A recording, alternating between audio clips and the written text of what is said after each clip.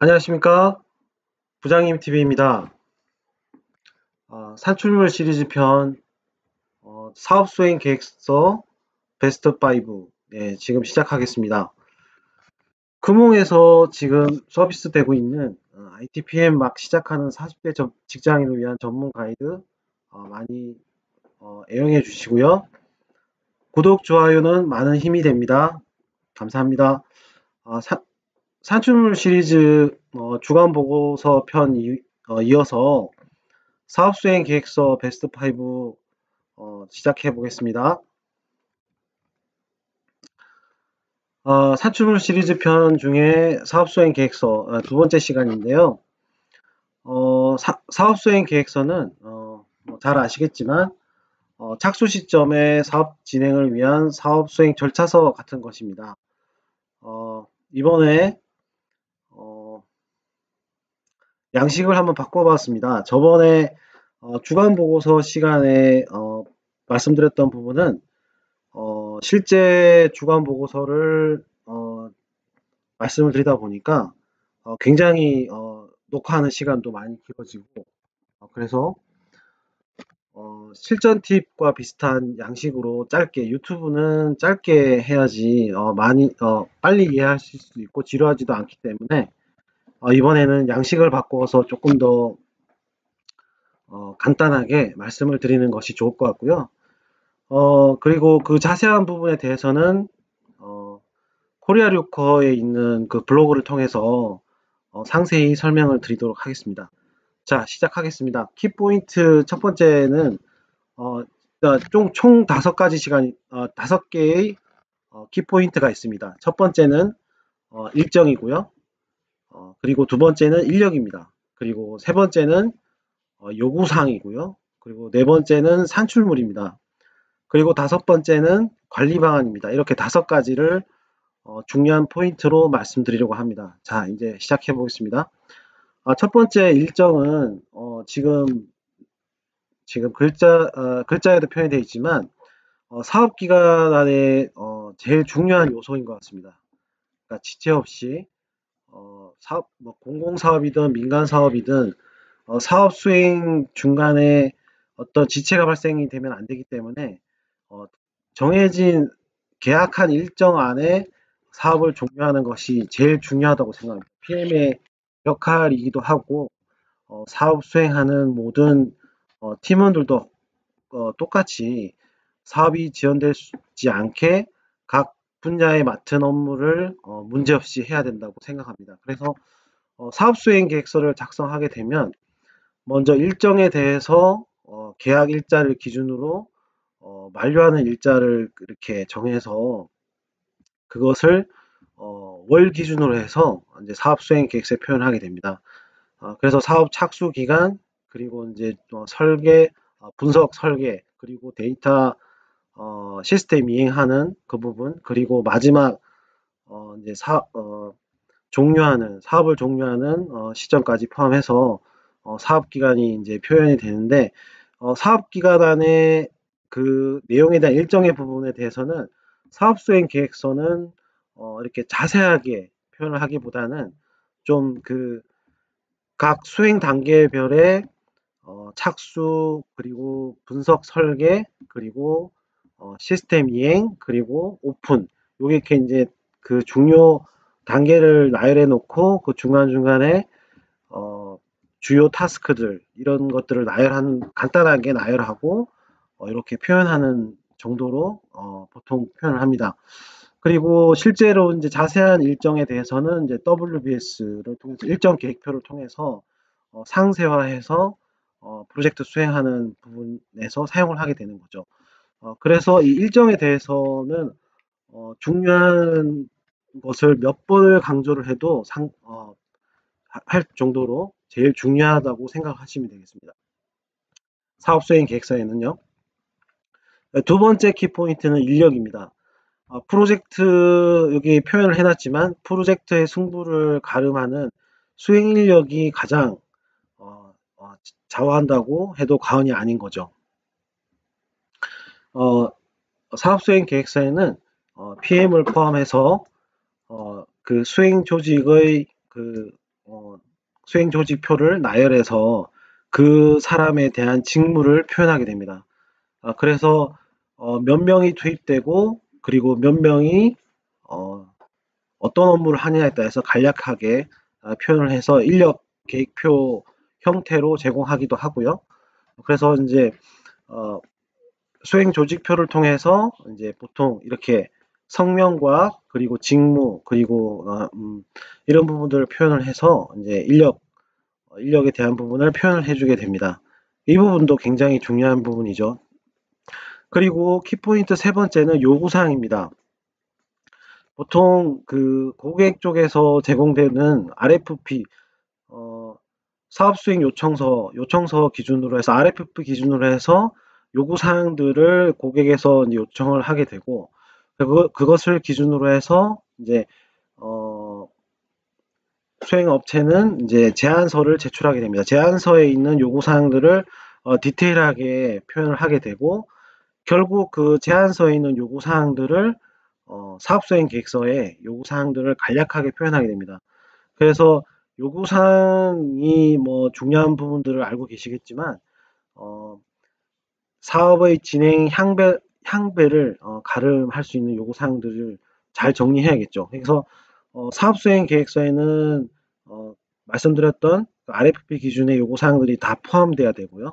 그리고 그 요구사항이 나중에는 요구사항 정의서에 표현을 하게 됩니다. 그래서 분석 설계 기간 안에 요구사항을 정리해서 그게 최종적인 요구사항으로 결정이 되게 되면 이제 그 부분이 이제 요구사항 추적표라든지 나중에 단계말 종료하는 부분이라든지 그리고 마지막 사업을 완료하는 부분에서 체크하게 되는 작업 기준이 되기도 합니다. 그래서 요구사항들을 분석 설계 기간 안에 잘 정리를 해야 되는데 특히 여기서 한번 말씀드리고 싶었던 부분은 사업 수행 계획서에 일단 요구사항이 올라가기 때문에 그때 그 전에 착수 시점에 보통 기술 협상을 하게 됩니다. 기술 협상을 하게 되면은 그때 요구사항에 빠졌다든지 불필요한 요구사항이라든지 이런 부분들에 대해서 현업들과 협의를 통해서 요구사항을 줄여야 합니다. 요구사항을 빼야 될 부분도 있을 거고 추가를 해야 되는 부분도 있을 거고 아니면은 협의 조정해야 되는 부분도 발생이 됩니다. 그래서 기술 협상할 때도 중요한 포인트가 되고요. 그리고 두 번째 사업 수행 계획서를 작성할 때 이때 요구사항을 정리를 해야 됩니다.